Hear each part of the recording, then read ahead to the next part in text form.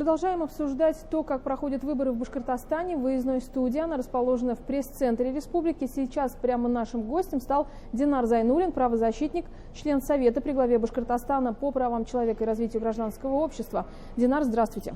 Здравствуйте. Вы входите в состав мониторинговой группы, то есть вы посещаете участковые избирательные комиссии. Что вы заметили, да? И, насколько мне известно, вы обратились в прокуратуру. Что говорится в этом заявлении? Я 3 дня этим занимался именно выборами, ездил по участковым избирательным комиссиям и по территориальным избирательным комиссиям. В основном это Кировский и Советский район нашего города, столицы. В целом выборы проходят нормально, спокойно. Особенно первый день понравился, когда вот эта акция «Рахмат» была, народ повалил. Мне это было удивительно. Я разговаривал с членами участковых комиссий, они говорят, очень сильно, говорит, помогло, говорит, тоже. Для меня это было радостным событием. То есть в целом посещаемость, явка хорошая, все нравится. Но вот то, что мое заявление в прокуратуру, чем оно было вызвано, объезжая вот все эти участки, я разговаривал не только с членами участковых избирательных комиссий, но и с наблюдателями и членами с совещательным голосом. Для себя я выяснил одну такую какую-то маленькую закономерность, то, что слишком много наблюдателей ЧСГ от партии «Яблоко». Я беседовать начал с ними и выяснил то, что многие из них являются представителями такого движения «Голос», так называемое, да, и еще движения Навального. Я для себя не понял, думаю, почему их так много, тем более то, что, насколько мы знаем, партия «Яблоко», она немногочисленная, и денег у них особо нет, например, платить своим наблюдателям или еще членам избирательных комиссий. Я поехал к председателю местного нашего регионального отделения «Яблоко» Хусаинову Альберту Тагировичу, переговорил с ним, я говорю, ты в курсе, говорю, что у вас столько наблюдателей, это ты в направлении он давал, потому что он подписывал направление. Я говорю, ты в курсе, что у тебя вот столько народу? И именно от этих движений. Поясню то, что движение «Голос», например, оно с 18 августа этого года является иноагентом. Движение Навального, оно чуть ранее Я говорю, у тебя же будут проблемы потом. Я говорю, может быть, тебе стоит отозвать этих своих товарищей? Он говорит, нет, я отзывать не буду. И я для меня это стало, как называется, таким откровением, я поехал еще по другим участкам, разговаривал. То есть многие там вот эти товарищи, они на условиях анонимности мне показали и свои чаты. То есть в этих чатах непосредственно присутствовал, например, там телефоны с кодом +1, то есть это Соединенные Штаты Америки, понимаете, да? То есть, и они сидят, указывают нашим товарищам, которые сидят в наших избирательных штабах, в избирательных комиссиях, как действовать и что делать, как, можно сказать, как противодействовать выборному процессу. То есть мне, как гражданину, это стало, покоробило, если честно, понимаете, да? То есть они нас, обвиняли то, что мы вмешиваемся, например, в выборные процессы Соединенных Штатов, а тут получается, что они сидят и вмешиваются непосредственно к нам. И я еще раз позвонил Хусейну, говорю, придумай что-то, говорю, отзови, говорю, пока не поздно, тем более я читая чаты, в социальных сетях их выступления, этих и навальнистов, и других, они все стараются именно к 20 часам прийти, и там, может быть, они будут устраивать какие-то провокации, понимаете, да, то есть именно когда начнется подсчет голосов, или ближе к этому времени. И я поэтому решил, пока не поздно, пока еще время обеда, обратиться в прокуратуру, чтобы они вмешались в выборный процесс и постарались, тогда всех сейчас снять, и членов Совета с совещательным голосом, и наблюдателей от партии «Яблоко» с выборного процесса убрать.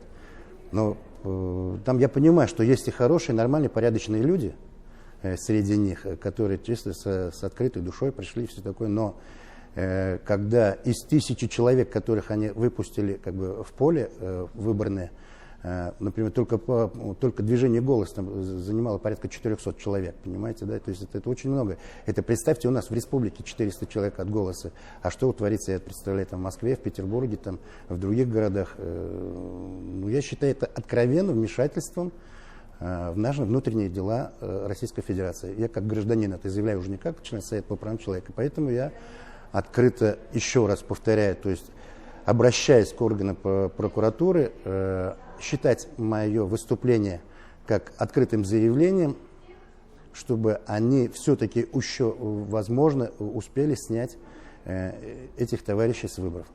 Как долго будет рассматривать заявление прокуратура? В принципе, обычно по моей практике в предвыборных процессах это делается быстро.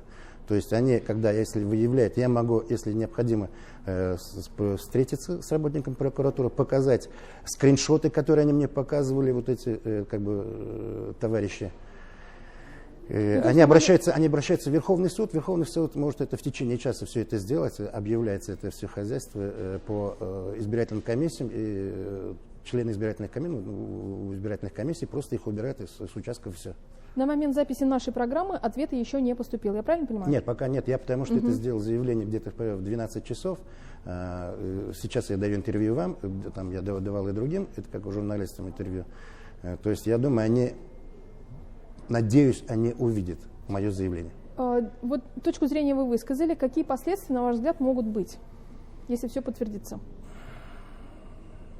Я надеюсь, что лучше, вам не скажешь, как есть такие грубые поговорки, лучше не до, чем потом. Лучше вот сейчас что-то сделать, чтобы потом Если они успеют что-то сделать, если они их поснимают, я думаю, если не будет провокаций у нас со стороны этих господ на наших избирательных участках, то, я думаю, все будет нормально. Вообще, вот практика провокации на выборах, на любых, да, что это такое? Там они различные могут быть. В том числе, это попытка сорвать результаты? Попытка сорвать результаты, именно результаты выборов. То есть, в принципе, я-то наблюдаю, насколько я смотрю, дело в том, что я наблюдаю еще и в Стерлитамакском округе, я там был доверенным лицом у Динара Гельмудинова, кандидата в депутаты. Я наблюдаю, как по тейкам, по УИКам, отсюда, созвание со своими ребятами, там все нормально тоже проходит. Здесь в Уфе в целом все пока нормально. Я просто беспокоюсь, что могут быть провокации. Динар, давайте дождемся результатов, ответа прокуратуры, да, и затем уже в эфире нашего телеканала, но и других СМИ будут даны комментарии соответствующие. Давайте продолжим обсуждать трехдневное голосование в Башкортостане. Как вы оцениваете, как оно идет, да, и сам формат, что вы про него можете сказать? Да, в принципе, там все пугали, что трехдневный формат, что что-то изменится, что-то сломается. Ничего, все, я сколько смотрю, наблюдаю. Есть, конечно, нарушения на участках, но, в принципе, нарушений никаких особых нету. Там где-то, что-то, какая-то щелочка появилась, где-то там вместо ручки, вместо фломастера написали ручкой, там на каких-то, то есть пытаются от оппозиции приходить эти господа и повлиять на, пока все идет спокойно и хорошо. И надеюсь, выборы пройдут спокойно. Я беспокоюсь, что могут быть провокации. Дай бог, чтобы их не было. Но я беспокоюсь просто, я вам говорю. И я, как гражданин, еще раз Российской Федерации, заявляю, что я не хочу, чтобы иностранные агенты вмешивались в выборный процесс Российской Федерации. На ваш взгляд, может ли стать трехдневное голосование постоянным традиционным форматом в нашей стране, в нашей республике? Потому что в этом году все-таки для того, чтобы 3 дня могли люди голосовать, это сподвигла эпидемиологическая обстановка из-за коронавируса. Надеюсь, мы победим ковид. И в следующие года мы будем голосовать в один день. Но пока то, что эта практика показывает, не помешало. В том числе, например, мы в Конституции, когда в прошлом году изменения в Конституцию, когда были поправки в Конституции, то есть там же тоже несколько дней было, ничего страшного не случилось, люди проголосовали. Ничего в этом страшного нет, я думаю. У нас в республике работает пресс-центр, где мы с вами находимся, да, кроме того, открыт телефон горячей линии, колл-центр, и работает общественный штаб наблюдателей. Наличие таких инструментов для повышения прозрачности, это со стороны организаторов мы такое знаем, и ЦИК об этом говорил. А вы что думаете по этому поводу? Да, очень здорово все, если честно, я сюда пришел, эту ночь выборов, которая есть, я посмотрел, там и оппозиционеры, они причем такие заявления делали ужасные просто. У нас настолько демократично проходят выборы, я думаю, и этот пресс-центр, и этот колл-центр, все прекрасно работает, и всем дается слово, и полная демократия во всем, если честно. Это должно быть так, это хорошо, это прозрачность выборов. Но я еще раз повторюсь, то, что иноагентов все-таки не должно быть в этом процессе. Да, пожалуйста, у нас коммунисты волнуются, они ходят, ну, я не буду называть фамилии, как бы это там, и «Справедливый Росы» там что-то там, и ЛДПР там пытается что-то, ну, в целом все вроде проходит нормально. Дождемся результатов? Дождемся результатов. Надеюсь, что все будет хорошо. Спасибо большое, Динар. Гостем программы «Интервью» в эфире главного телеканала республики был правозащитник, член Совета при главе Башкортостана по правам человека и развитию гражданского общества, а также член мониторинговой группы, которая посещает участковые избирательные комиссии и также следит за ходом голосования. Динар Зайнуллин поделился своим мнением. Не переключайтесь, все самое интересное о выборах в нашем эфире.